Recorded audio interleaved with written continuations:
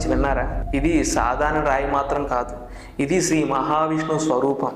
ఈ పవిత్ర శిలలన్నీ ఒకే చోట దొరుకుతాయి, అదే గండకీ నదిలో. కానీ ఆ నదిలో ఇవి ఎందుకు పుడతాయో తెలుసా? దాని వెనుక ఒక అద్భుతమైన కథ ఉంది. ఎప్పుడో కృతయుగంలో గండకి అనే ఒక స్త్రీ ఉండేది. ఆమె సౌందర్యానికి ప్రపంచం మొత్తం మంత్రముగ్ధమయ్యేది. ధనవంతులు, రాజులు అందరూ ఆమెను పొందాలని ఆశపడేవారు. కానీ గండకి ఒక్కరిని కూడా సులభంగా అంగీకరించేది కాదు. ఆమె మనసు పవిత్రం, ఆమె నమ్మకం దృఢం. ఆమెను మార్చాలనుకున్న వాళ్ళు ఎవ్వరూ విజయవంతం కాలేదు. ఆమె నిజమైన ప్రేమను, నిజమైన భర్తను కోరుకుంది. ఒకరోజు శ్రీ మహావిష్ణువు ఒక కుష్టి వ్యాధిగ్రస్తుడు రూపంలో ఆమెను పరీక్షించాలనుకున్నాడు. అతను గండకి వద్దకు వచ్చాడు. శరీరం అంతా పుండ్లు, దుర్వాసనతో నిండిపోయి ఉన్న గండకి అసహించుకోలేదు. ఆమె ప్రేమతో ఆయనకు స్నానం చేయించింది, తైలంతో చర్మానికి రాసింది, భోజనం పెట్టింది.